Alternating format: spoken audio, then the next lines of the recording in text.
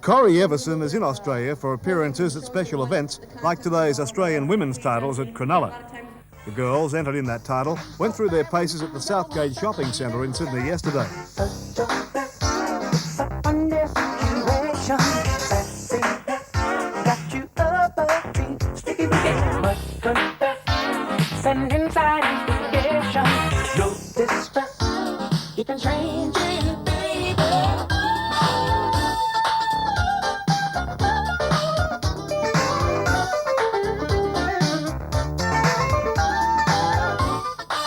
The reaction from the general public, as always, was divided. Pretty good, isn't it? Pretty good? Yeah, very good. No, I think it's a bit masculine for women myself. You prefer to see them with more shape? Yeah.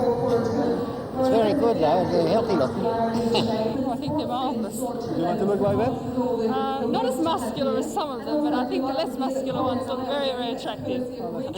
I can't really comment, can I? I'm out of the running. Maybe next year. Bit muscle down for me to look at. It's amazing, you know, you blokes say you don't like this, but you're standing here watching. We're waiting for the blokes to come on. Oh, I see. Okay. Maybe he was disappointed. There were no fellas. But there was the lady herself.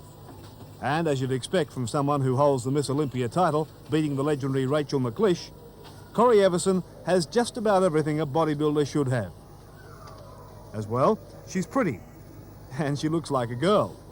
Bodybuilding is a sport where femininity is a major portion of the judging criteria. You've got to represent yourself as femininely muscular. So if a person goes beyond the point of representing that sort of physique, then they're not going to do well in bodybuilding competitions. And you don't find bodybuilding becoming a masculine type of an appearance. The public doesn't always agree. Look her up, I don't even like the men, let alone the girls. I'm not very impressed. Why? I think they're too muscly. But comments like that don't worry Miss Olympia. And people realize that there's extremes. You can develop yourself with more muscle, and then again you can sort of choose how much muscle you want to put on. But what happens is people respect and admire the amount of dedication and work you put in, and they sort of choose how they want to look and shape themselves. The Miss Olympia title was the first professional contest she'd entered. And to beat the likes of Rachel McLeish was an outstanding achievement. It took a while to sink in. I remember standing there and they announced the runner-up as Rachel, and I was just sort of confused, you know, and actually I didn't realize that I had won until a good friend of mine, Carla Dunlop, who was standing by me on stage, just jumped into my arms out of excitement. And it was just such an exciting thing because it was my first try. It was my first professional show. I'd been competing as an amateur since 1979, 1980.